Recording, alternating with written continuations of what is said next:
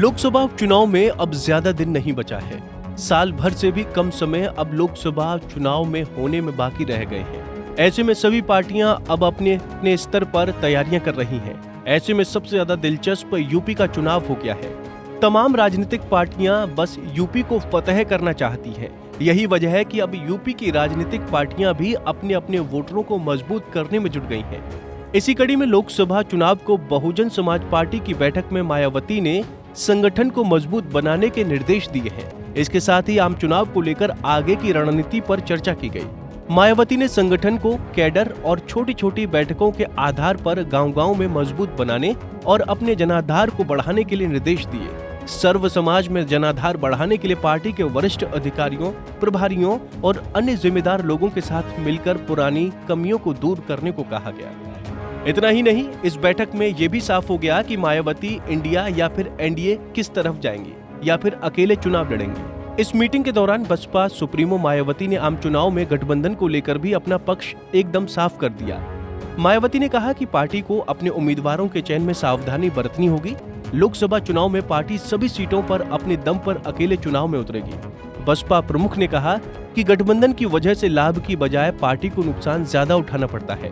बसपा का वोट तो स्पष्ट तौर पर गठबंधन वाली दूसरी पार्टी को ट्रांसफर हो जाता है, लेकिन दूसरी पार्टियां अपना वोट बसपा उम्मीदवारों को ट्रांसफर कराने की न सही नीयत रखती हैं और न ही क्षमता, जिससे बसपा के लोगों का मनोबल प्रभावित होता है। इसलिए बसपा सत्ता या विपक्ष दोनों गठबंधनों से दूर रहती है। इससे अब साफ हो गया है कि मायावती अकेले चुनाव लड़ेंगी और अब ना तो वो इंडिया का हिस्सा हैं और ना ही एनडीए का। मायावती ने इस दौरान कांग्रेस और बीजेपी दोनों पर जमकर निशाना साधा। उन्होंने कहा कि बीजेपी की संकीर्ण जातिवाद और सांप्रदायिक राजनीति द्वेषपूर्ण और अराजकता को प्रश्रय देने की वजह से सभी लोगों का जीवन त्रस्त और दुखी है।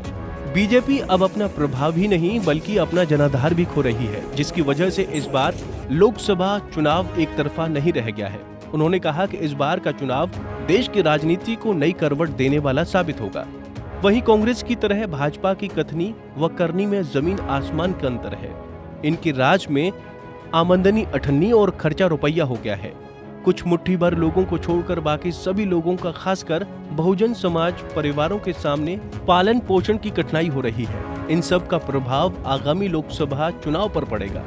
बता दें कि बसपा ने चुनाव को देखते हुए संगठन में कुछ फेरबदल किए हैं, जिसे लेकर मायावती ने कहा कि यूपी जैसे बड़े और राजनीतिक रूप से महत्वपूर्ण राज्य होने के कारण यहाँ के राजनीतिक हालात अक्सर बदलते रहते हैं। इसीलिए कुछ फेरबदल की जरूरत पड़ती रहती है, जिससे जो भी जिम्मेदारी दी जाती है उसे कम न आंका जाए, बल्कि पार्टी हित में सर्वोपरि मानकर ईमानदारी से जिम्मेदारी को निभाते रहे। बता दें कि विपक्ष के गठबंधन में मायावती को ही नहीं बुलाया गया था, जिसके बाद चर्चा थी कि कांग्रेस बसपा के साथ गठबंधन कर सकती है।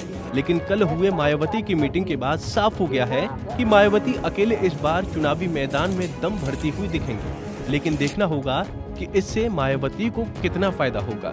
Bureau report, Punjab Kesari TV. हमसे जुड़े रहने के लिए हमारे YouTube चैनल को सब्सक्राइब करें और नई वीडियो की नोटिफिकेशन के लिए बेल आइकॉन को दबाएं। अगर आप ये वीडियो Facebook पर देख रहे हैं तो लाइक जरूर करें और ज्यादा से ज्यादा शेयर करें। धन्यवाद।